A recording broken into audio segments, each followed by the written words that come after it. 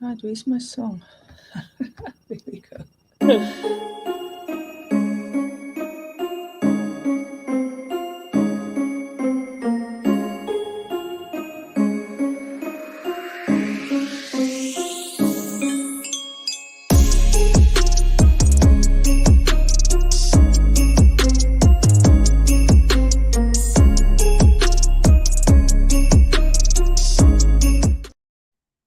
And it said Hi. Thursday. Okay, welcome. It is Tuesday, people. You're not seeing double. What happened is Muffin jumped on my lap and then I pressed the wrong button. But you can't ever stop Muffin. Everyone, welcome. I haven't done one of these for a long time and I'm really looking forward to do a live and get some comments and not just talk to a screen. And I'm very, very lucky today to have Dr. Tashni Nayager here with me. And so some of you may know Tashni, some of you have maybe seen the summit that she's been part of, and you might have seen the video that after we co-authored the book. And if you haven't, please go and check it out. Everyone, I want to introduce you to Dr. Tashni Nayager, and Tashni, you take this from here. Okay, hi everyone. As Luis introduced me, I'm Tashni Nayager. I just so the topic is postpartum depression, but I wanted to start with an excerpt from the book that Luis and I co-authored, and I'm just going to start with that, and then we will take it from there. So, it's quote: My daughter was 6 days old when I was diagnosed with heart failure. And soon thereafter, the postpartum blues came a calling. It was not blue, it was pitch black darkness, an enveloping, bottomless pit swallowing me whole. I could not decide which was worse, the depression and anxiety, or the bone drenching guilt and remorse that plagued me. The guilt would stay with me for a long time thereafter, a constant companion to chill my lonely nights. Despite medication, psychologist appointments, family support, and my own earnest attempt to rid myself of the toxic shame, I still found myself pondering daily the point and purpose of my existence. I had no idea just how big this crater of inadequacy and hurt really was. Unquote. So that was actually me. I wrote that in my chapter in the book. And I so I'm here not as a medical doctor, although everything I do is gets sort of clouded by that. But I'm here as a mom who experienced postpartum depression herself. And I wanted to talk about my experience of it and what helped me to get out of that state and to hopefully help someone out there who's also going through this or having a similar experience, and just to let them know that they're not alone. And what spurred this whole discussion with Louise and I was the case, from New Zealand, the New Zealand case where the doctor who had emigrated with her husband, and she had, tragically killed her three young daughters. And I mean, as horrific as that was and is, and she's currently undergoing a trial at the moment. And I mean, I'm not speaking about that, but it just brought up in me those emotions and made me remember what, excuse me, had happened when I had postpartum depression, and this how dark it gets, how your mind takes you to places that you don't expect and you don't feel that you can share with anyone. And so I wanted to do that, to share those things in the space so that if you are having those feelings, know you're not alone and it's nothing to be ashamed of and there's nothing to worry about judgment from. Because at the end of the day, you have to take care of yourself. And only when you are whole and healthy can you give a whole and healthy mom to your baby. So this is what I'm here for today. So I don't know, Louise, if you want to start with any questions Yeah, or yeah, Tashni, look, I am not an expert on postpartum depression. I'm not like you. You have had it, you've experienced it.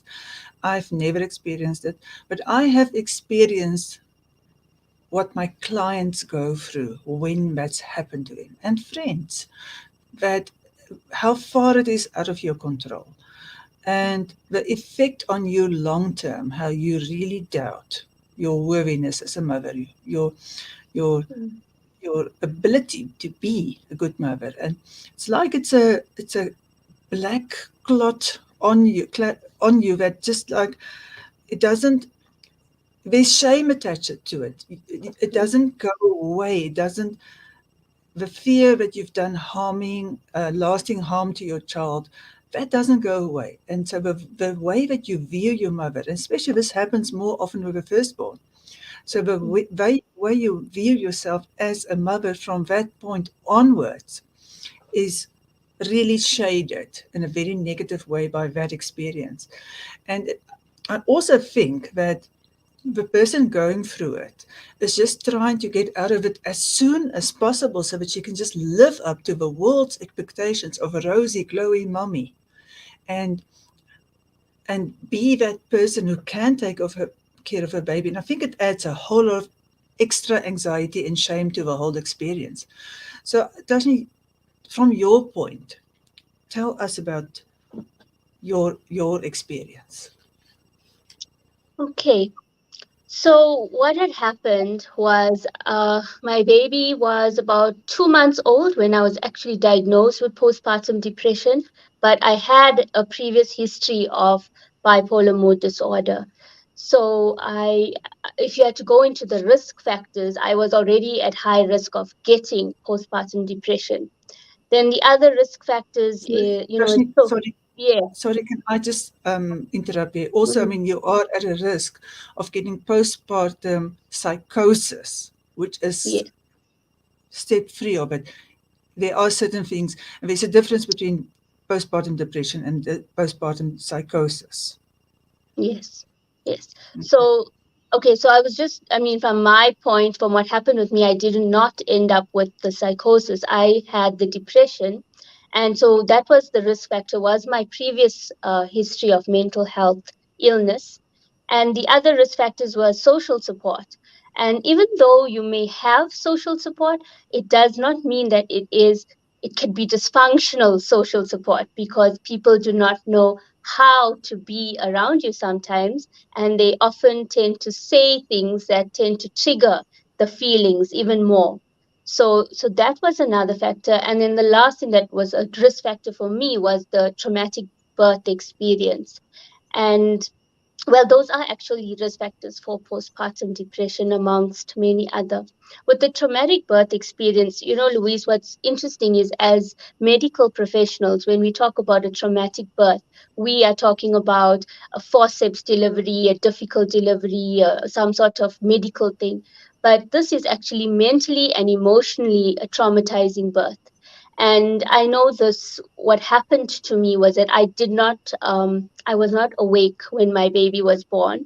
I had a spinal, but for some reason I was quite sedated, so I do not remember her being born. I was not with her when woke up in the recovery room. She was not with me. So imagine, you're pregnant and then suddenly there's no baby with you, and you don't know where this child is and where you are. So that was very traumatizing. And after that, many other things happened. I became very ill. And when I had gotten back home from the hospital, I immediately felt this disconnection with her, where it felt as if, she was a baby that belonged somewhere, but not to me. I didn't feel that instant bond that people speak of. As soon as you sit, look, your eyes go onto your baby, and immediately, the sky turns into rainbows and unicorns. And I wish I could say that that was what happened, but that didn't. And so as the time progressed, it just got worse and worse. I was very depressed. If I wasn't depressed, I was feeling guilty about being depressed. And I was trying, as you said, to fulfill that role of what being a mother is. I wanted to do it perfectly, but I knew I already failed so miserably already, with this first part. I couldn't form a bond with my baby. I wasn't feeling connected to her. I wasn't even sure, and this is the hardest to say, I wasn't even sure if I loved her. And as horrible as that sounds, it was just overwhelming. The guilt, the resentment you build up, the anger, the shame, it just begins to just eat away at your soul. And so a few things happened before I eventually decided I need to actually get help. This is not going to go away, and this is not normal. And I wanted a better life for myself and my child. And I thought that perhaps this is going to be the rest of my experience as a mom. I was just going to be feeling this disconnection. So the first thing that happened, amongst many things, I was alone one evening. My husband was working late, and I was with this little baby, 2.5 months old. And you can imagine she had colic, she was crying and crabby, and I was already overwhelmed. I was already frustrated because I was alone. I didn't know how to stop her from crying, and I felt I was doing everything wrong. I was just walking and I was holding her in one hand, trying to close curtains, and I cut my leg on some screw that was sticking out from somewhere. And the blood just started pouring out of my leg. And I remember just taking her and putting her into the cot and just saying, I hate this. I hate being a mother. I hate having this baby. I don't want this baby anymore. And I sat there and I looked at my leg as the blood was pouring down, and I looked at this baby, and it just felt like, I don't want to do this anymore. I don't want to be a mother anymore. I don't want to be alive anymore. And that feeling would come. If at that time I managed to, I won't even say pull myself together. That's not the word. I think luckily my husband came home in time that I managed to get to a better space. But it would be a daily thing where I would be thinking about what life would be like if I could not be here anymore and not have a child anymore. And sometimes when I was driving, I would think I wished a truck would just knock us so that this will end this horrific pain that I was experiencing, because I didn't know what else to do to feel better. When I used to read, I used to go online and I used to try and look for mom groups that would talk about this depression that I was having. And it just felt more that it was mom shaming groups, because you get the people who respond to these moms who are saying, I can't manage. I don't know how to be with this child. I don't know if I love my child. And then so one group of responders, well meaning of course, would say practical things. Yes, of course, go and get help, get support, seek professional help, put the baby in a safe place, go and take time to do things for yourself, which is all well and good, well meaning, good advice. You need professional help, don't do it alone, get the correct support. But it's not what you need at that moment, because it's sort of obvious advice and you know this. But what you're looking for is that reassurance that you're not a bad mom, that you're not a bad person, that you're not the most horrible human being on the planet, because it's something so instinctual to be a mother that if you are unable to do that, what are you?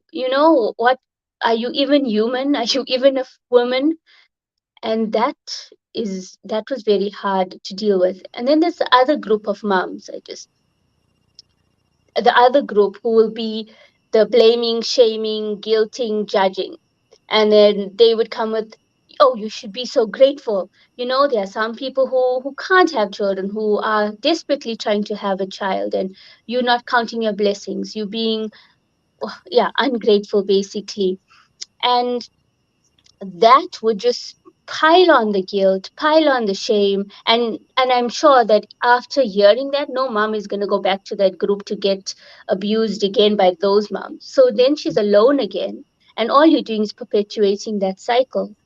And so, yeah, we'll get to that, of how we're going to form our own support networks as women and moms for each other, and form our own village to raise our children. Yeah, Tashni, for me, what I've seen from the experience from the outside is I think one has to be aware that you may have had, before you had the baby, you may have had some sort of challenging situation in your life already. You know, not necessarily this being um, labeled as whatever, put into whatever mental health category, but maybe just having it really hard to survive in the world, to make connections, to reach out to other people. I think those things are the predisposing factors that we don't look at. Because if you have that support system, and like you talking about the support system, but if you know how to form a support system, but for people who are struggling with social anxiety, who are really struggling to make friends, make connections, don't feel judged, um, be brave enough to be vulnerable, to then go into a group like this and then Mm. get that sort of treatment where it's even worse.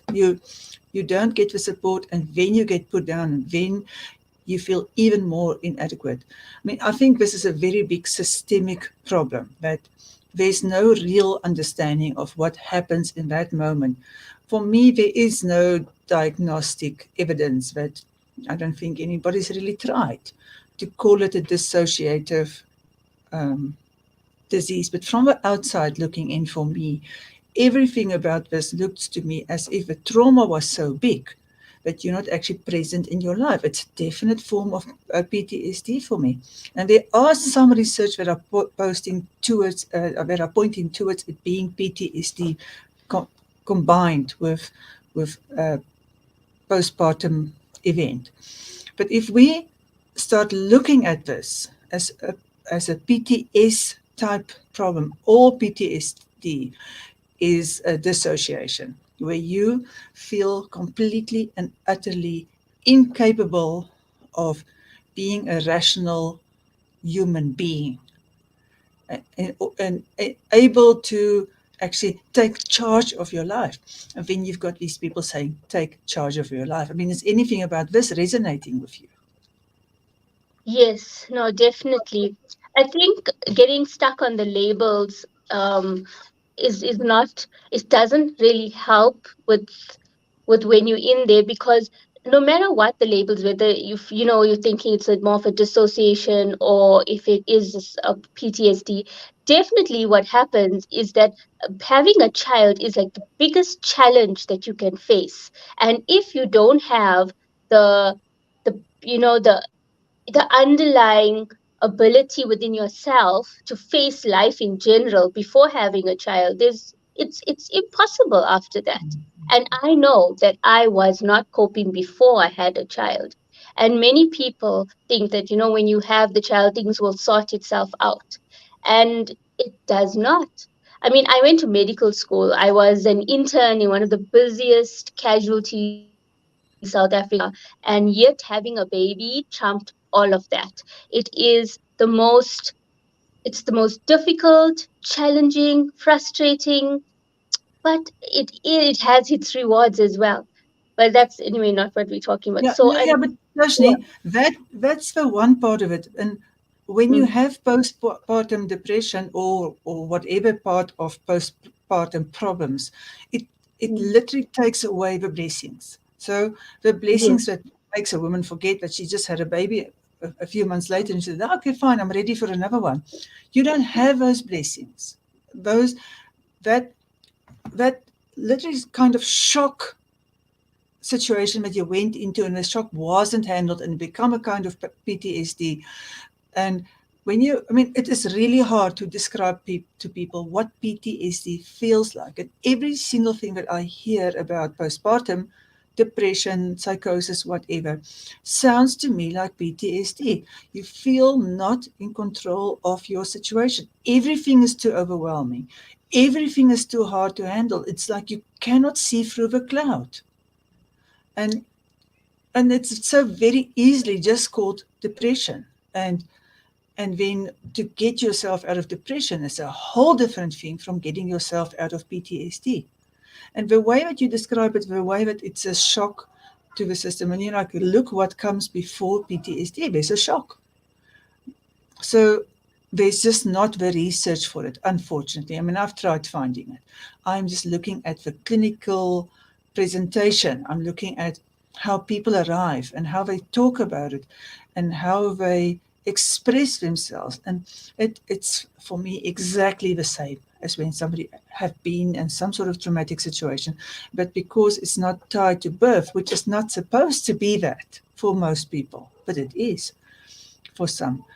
We don't go and say you can have a PTSD type situation in which you struggle to be in your body, and so we just got to get through it some way, which is not easy. I think, Louise, that our current way in which psychiatry is at the moment, it's I mean, this postpartum depression is, a fairly new thing in the whole being properly diagnosed with it, and we haven't yet taken really into account everything that people are experiencing, and so that's why there's this overlap with so many conditions. And I don't think that, as you said, that only looking at it as the depression is fair to the mom who's going through it.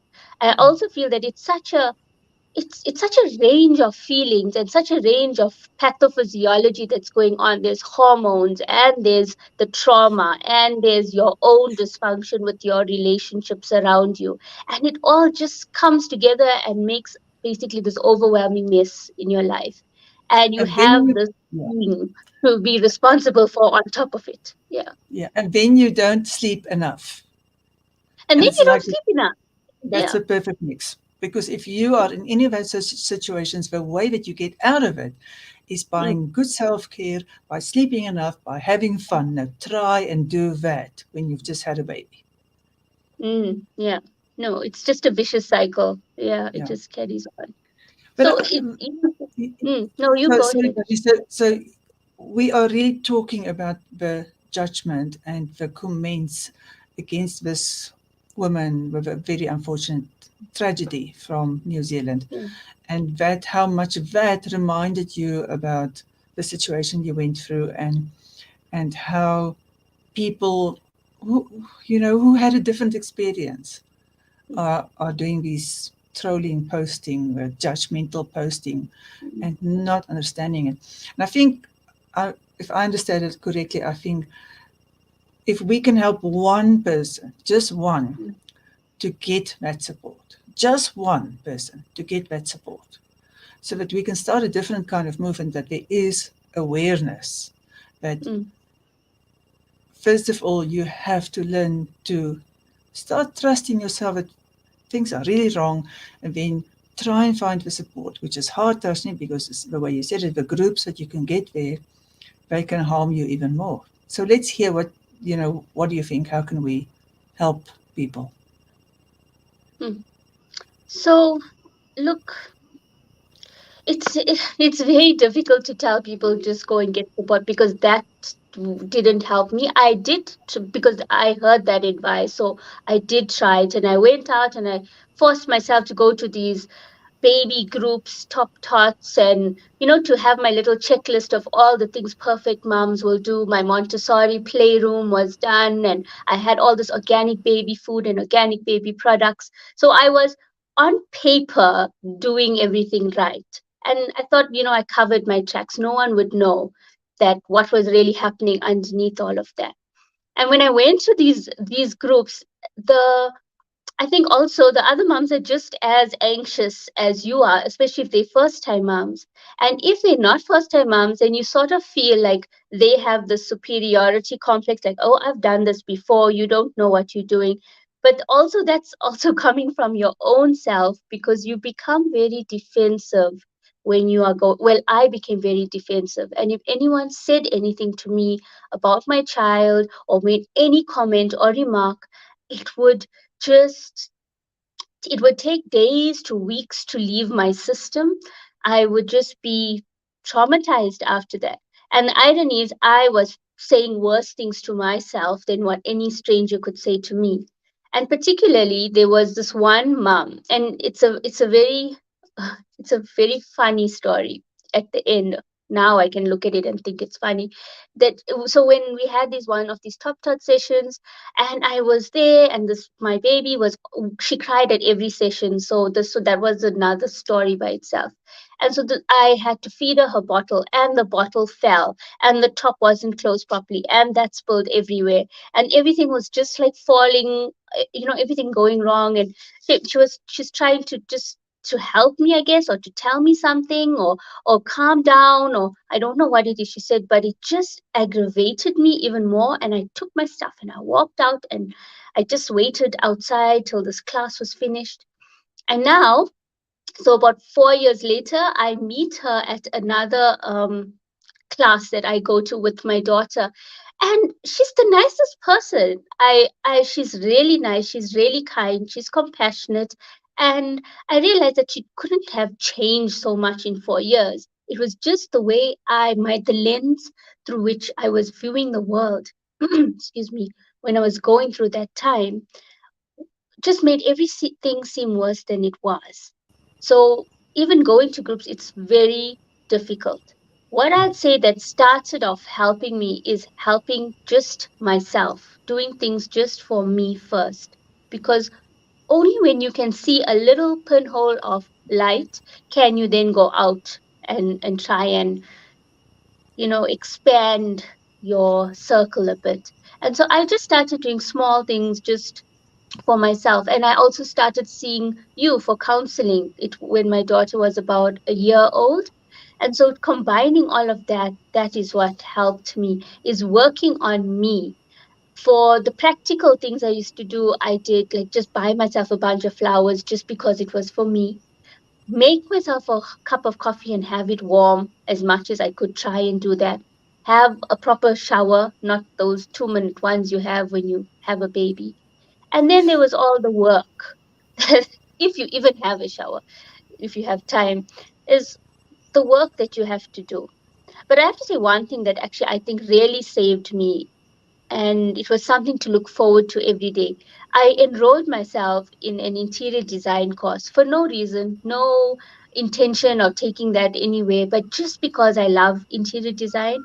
And I thought to myself, I'm awake with this baby every morning from 2 a.m. She does not sleep unless I'm holding her up.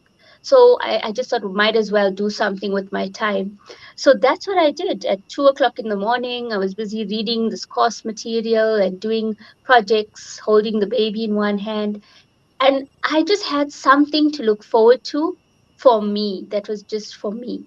And slowly, I mean, with all the work and the work that I did with you, with the self worth, with learning to love myself, learning to feel worthy, only when I started doing that, filling myself up with that, belief in myself, that confidence in my ability, when I started seeing myself as a good person, a worthy person, could I see myself as a good mom?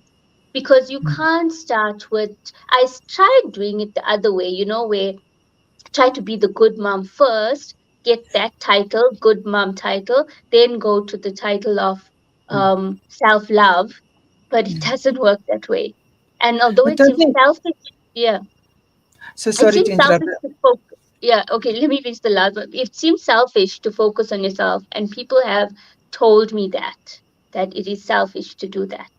But it is the only way you are going to be a better mom is if you do that. Yeah.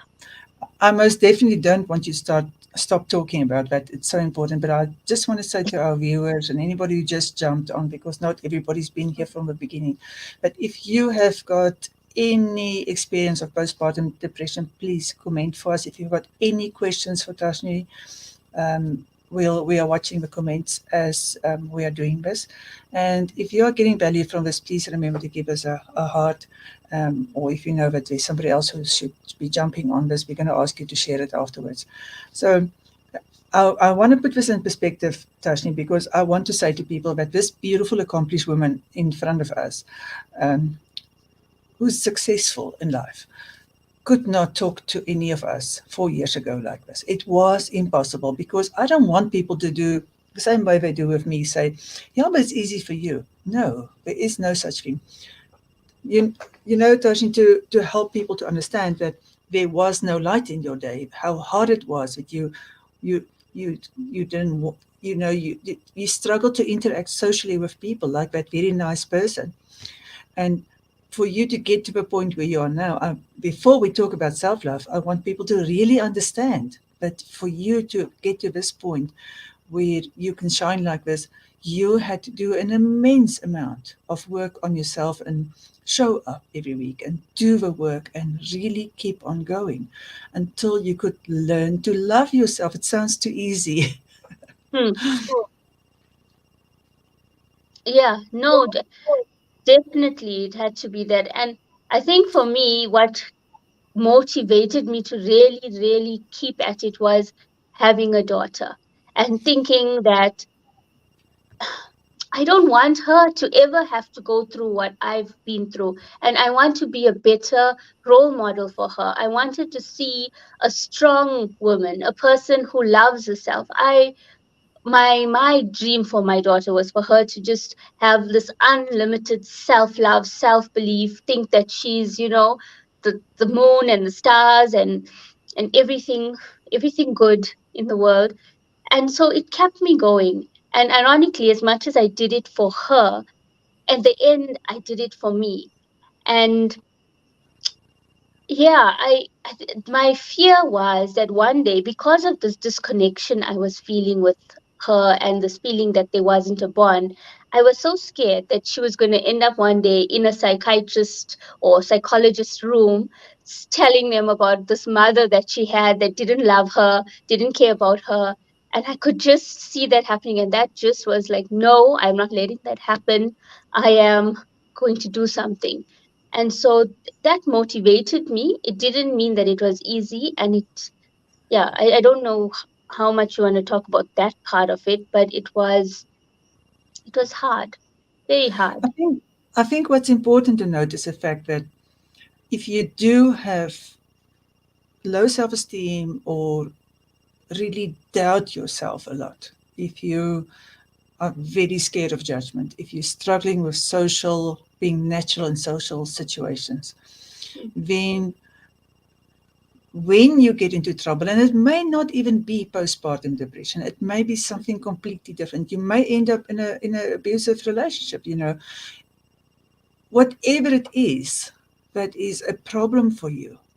When you get to a time when you need the support, you're going to struggle because before the time you have not been able to find the help because you've not been pushed into the corner that made you look for the help.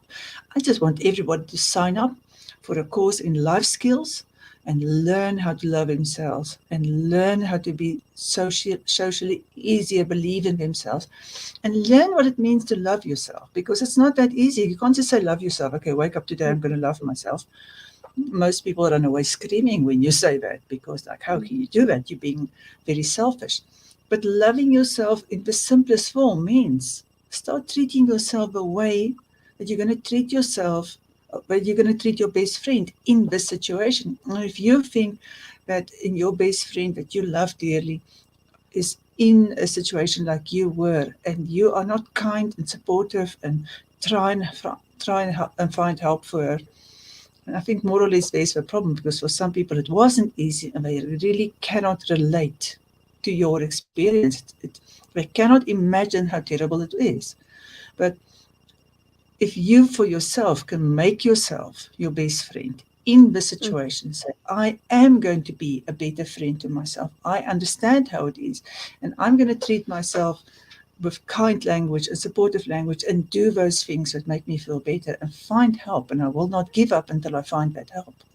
Because I don't see how any other way we can give people who are suffering from it right now any support. If if if people don't understand that you can't always even trust your best friend, your mom, your sister, because they do mm, not know what it feels like. You have to learn how to be your own best friend, and so that you can then treat yourself with love. mm. I think also what you once told me, Louise, because You told me that if there's anything in life where I'm not sure what to say to myself, what would I say to my daughter if she were in my position? And so I used that for so many years that if she were going through this, would I judge her? Would I shame her? Would I call her a bad mother? I would never do that. I would love her. I would hold her. I would tell her that she's doing her very best.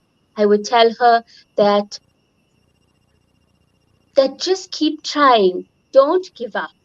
And if there are days when you just need to just give up for the day, give up for the day, give yourself a break and say to yourself that it's okay that I feel like this for now. It's not going to be forever. Because I know that I thought at one point, I mean, at many points, that that was going to be my life forever. I honestly believed that I was going to wait until basically life took me naturally, eventually, and then that will be when I would rest, in peace, eternal peace. But it got better. And it didn't get better just because one day, I picked up the phone and called you. I had seen, and I know in our previous talk that we did, I spoke about this, that I had seen, I mean, two different psychiatrists, seven or eight psychologists. I had been to all kinds of healing people, anyone who could promise me or offer any help. I was willing to listen because I was that desperate. I could not live the way I was living, and nor could I end it. I didn't have the courage to do that either. So I was in this middle ground of I need to do something. I can't carry on like this. And that is what happened. It was every day taking out the page and writing how I felt. And if I was really angry and I didn't want to, I just wanted to swear at whatever it is I needed to write, I wrote it and I would just take it and squash it and throw it away or would keep it and read it later and just be like, okay, no, I maybe I don't feel that way right now. And it's okay if I feel that way again tomorrow. And it's okay if I'm not okay in a year from now, but I'm trying and I'm doing my best. And I think that's all we can do is we can try. And slowly it does improve. You don't see it though. And that's the hard thing. You don't see the improvements because all you see are the faults and the challenges you are still experiencing. But oh, the thing that you also taught me, the looking in the mirror test, the litmus test of self-worth. At the very beginning, I couldn't look at myself in the mirror, my eyes through, looking into my eyes, it just looked so sad. It looked so hopeless. And like this person reflecting back at me was just done with life. She looked like she was just done. And now when I look at myself, I see the sparkle back in my eye. I feel motivated for the day. This doesn't happen every day, and everyone has days that are bad, and sometimes you have a whole week that's bad, and yet you know that you have tomorrow to try again. You have the rest of your life to do better. We put too much pressure on ourselves as women. My husband didn't end up getting postpartum depression. He just carried on with life as if he just went practical. And actually, I think if anything, we should learn from men about how to handle these some of these mental health issues. They just become practical. There's a baby, I need to take care of the baby, and let's do this to take care. However, they miss No, out on the no, it's emotional. not. Yeah, no, it's not that easy. My I've had dissociation from shock, and I've had really bad PTSD, and I also had times when my hormones were completely off. And like you said previously, it can be you can experience all of these things at the same time, which just makes it a million times worse. And although in whenever we are highly triggered, we want to go to the logical stuff, analytical stuff. But it's Mm, not actually the thing. So I think, the fact that we've got so much new neuropsychology coming online and we are becoming much more aware of how to bring the vagus nerve back online and how to stabilize ourselves. We are still light years away from having professionals trained to do this. So I do think that we have to leave people at least with a few ways in which they can start to bring themselves back while don't never ever give up. Just keep on looking, keep on looking. I've seen 5 psychologists, and It really wasn't, most of it wasn't really very helpful. There was some stuff that was helpful, but talk therapy is not going to help you through this. You've got to do things drastically different and really start building yourself up. And you need somebody else to mirror that for you. You need somebody else to help, to give you, to be the rudder for you for a while until you find yourself back. But what I do know from being very, very um, traumatized and feeling that you're not even your body is that whenever we bring any of these mind body things, you're so traumatized that your mind is struggling to get online. So if you bring anything in that involves your body and breathing, then you are managing to get yourself back, even if, although it might take a time. So we are talking about yoga, Pilates, because that's also something that uses breath to a very big extent. And Tai Chi is what I'm doing. I love it. It's so much about breathing, about the movement, and there's actually very healing movements in Tai Chi that helps you to stabilize yourself again. So anything body, mind, and then also when you struggle with any of the task that it needs your logical brain to be online, which is what happens when you are experiences some sort of dissociation, that your logical brain is just not working. You you are really struggling to get that focus on how to get yourself back. Okay, fine. People say I should. It puts more anxiety in you. You're struggling more and more. So that's the time when you want to go pull weeds in your garden or go buy new plants. Mm. And and this is the time when you want to find something creative to do. And that is why the course that you did in the middle of the night, which was a Mm. creative thing, helped you so Mm. much. Mm. So if people understand that we've got these two shortcuts in which we can start to get ourselves back, the body, breathing, mind connection, and that brings your vagus nerve back online. And then you ground yourself, you literally ground yourself by working in the garden or doing something creative. And for of all the creative things, the one that I like more than anything else is pottery, because it really again grounds you. So we can take those tiny steps and then the big steps of trying to get some sleep, which is like, why do I even say this, Toshi? It's like so many people just can't. But you cannot function without sleep. And that is the one where you've got to do whatever you can. The more dissociated you are, the harder you have to make a plan to sleep first before you try to get out of it, before you try and find a solution for what you are needing to do is to sleep first so you can get yourself back. And I mean, that is my best um, advice to people who are struggling with it right now, and get help. What do Mm. you want to add to that? Yeah. So I think practically, because that's, what would have actually helped me with regards to sleep. I think when people say sleep when the baby sleeps, that does never happens. You cannot just switch off and on like a robot.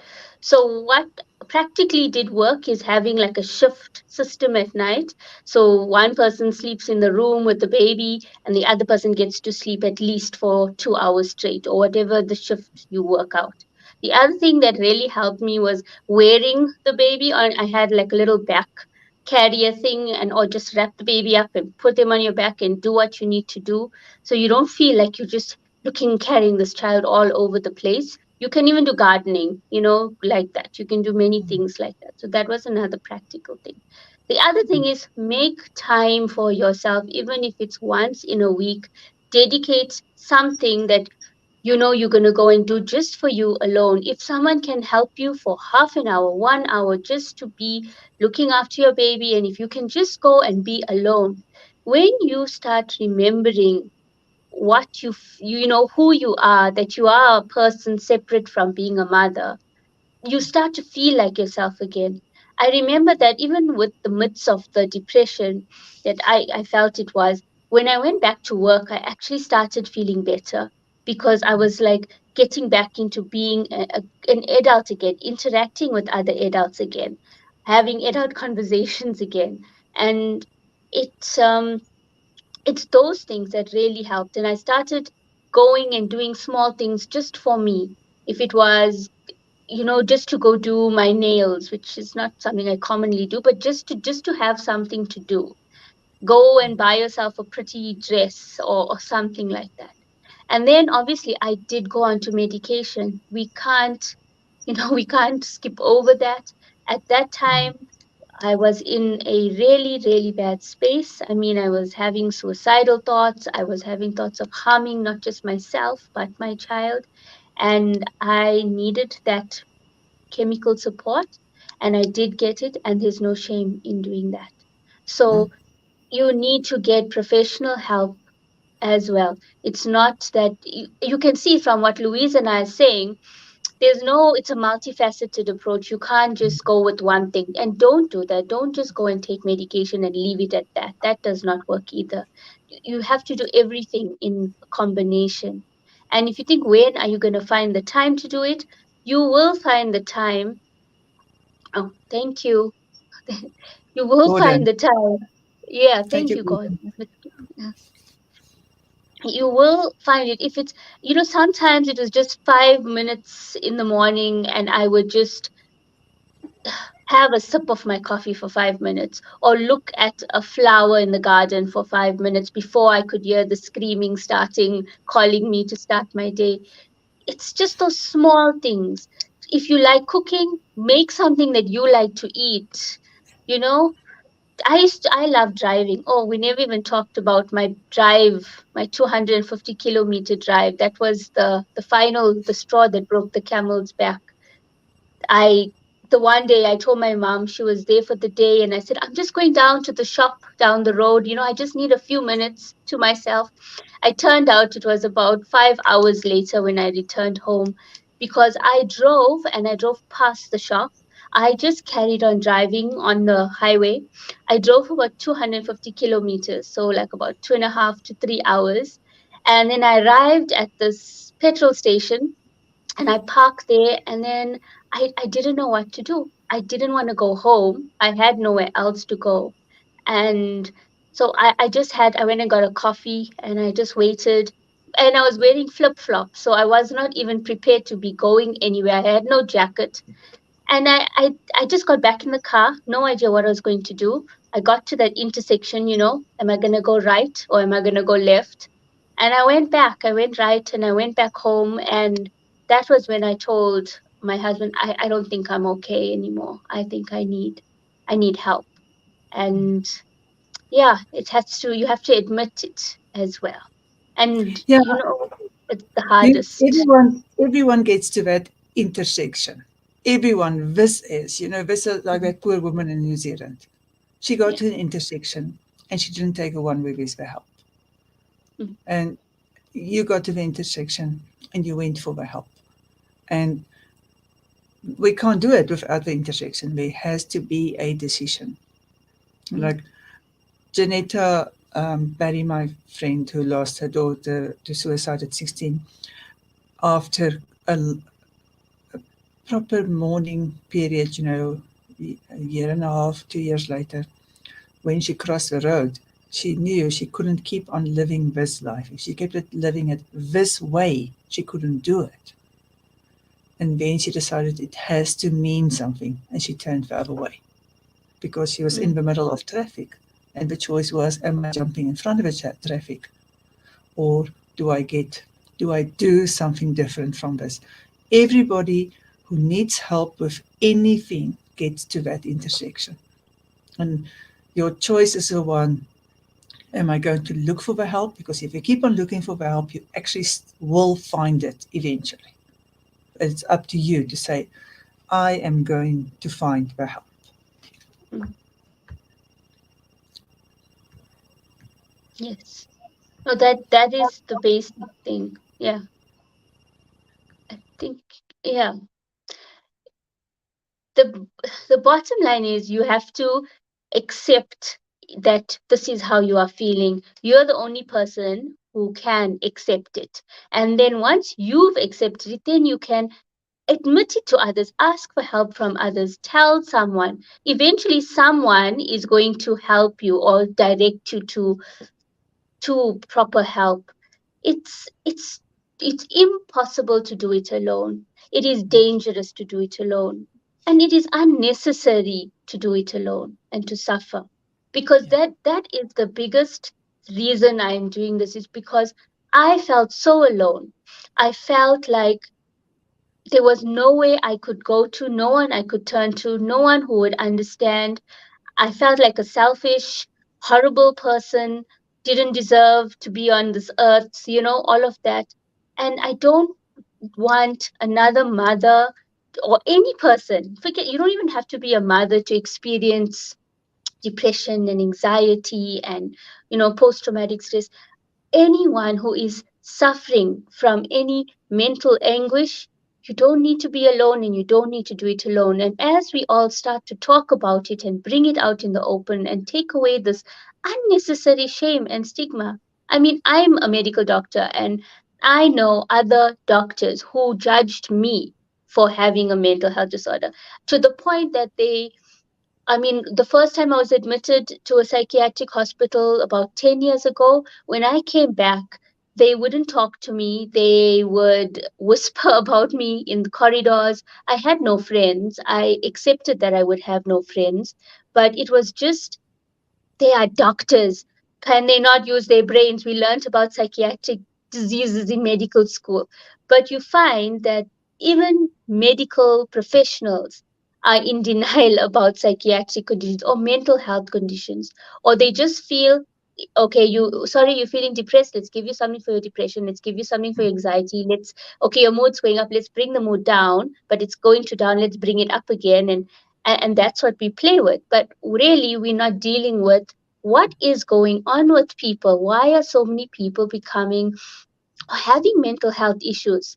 It's beyond an epidemic now. We're missing the boat. And the thing is, we're supposed to do this holistically. Yes, biologically, there's medication that helps you, but social, psychological, spiritual are equally important.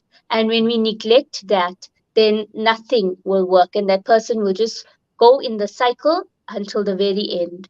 And that is why we are doing this, what we are doing. Yeah, but Yeah. also I do want to say that I've got clients who are psychologists and psychiatrists, and I've got clients who are very, very successful people, and that nothing stops us from having these problems. And the training has disappeared 40 years ago when the American Society for Psychology took away the trauma healing modalities. You were not allowed to be practicing if you wanted to do it, just because there was a um, some scandal. And so for 40 years, our community that is supposed to be the people who are helping us through trauma haven't had the training, and their hands were tied with mostly the humanistic approach in which you sit and you just talk. It's basically talk therapy, and you find the answers in yourself, and you don't always have these answers in yourself. So I agree with you, Tashni. You have to look for help. It is dangerous, and it is needless. And in order to look for the help, you've got to drop this idea that you have to be perfect. If you don't drop that idea that you have to be perfect and you have to sort it out yourself, you you just like my friend Otakara Kletka say, you weaponize yourself in order to get through this. It doesn't work. The way to get through it is what you've said: love yourself, loving kindness, and get help. So I want to check if there's any more comments here. Thank you for the hearts there. And I am going to ask everyone to please, if you know of somebody who's going through this, I want you to take into consideration, Tashni, this is the last thing I'm going to ask you today. I want you to help people find a way better to deal with somebody who has postpartum depression. Because the way that we handle it now is very much, it just sucks. The way to go and judge a mother, to say, pull yourself together, but it is such a wonderful blessing. Just enjoy your child, all that nonsense. That's not the way to deal with it. And so I want you to tell people what to say to people. First, you're going to give them a big hug and you're going to tell them that you love them no matter what, that No matter what they're going through, no matter what they're thinking, you love them, you care about them. And the most important thing is you ask, how can I help you? Can I take, can I look after your baby for this time and you can do something for yourself? I think that would have been the biggest help for me if someone said that to me and someone I trusted, obviously. And can I cook something for you? Or can I come and just spend time with you? Do you want to just go out and have some coffee? Do you, what do you need? That's what you need to ask the person. And sometimes the person just needs someone to listen to them, listen without judgment, where I can tell you, I'm just feeling overwhelmed. I don't know what to do. And I had actually one friend who did, in fact, tell me she didn't fully grasp. I didn't fully tell her, reveal the full extent of what I was feeling. But she told me, don't worry, your daughter's going to grow, she's going to get bigger, it's going to get easier, they're not babies forever. And although when you're in the midst of that, you think that this is never ending, you're never going to sleep again for the rest of your life, but practically they have to grow, and as new challenges come, but it gets better. So just being there for the person, and don't feel, sometimes people are scared of trying to talk to people who are dealing with some sort of mental health issue. I don't know whether they think it's contagious or whether they feel scared to say anything at all. And if you feel scared to say something, then don't say anything. Then just listen. Just listen without formulating your own ideas of what they should be doing.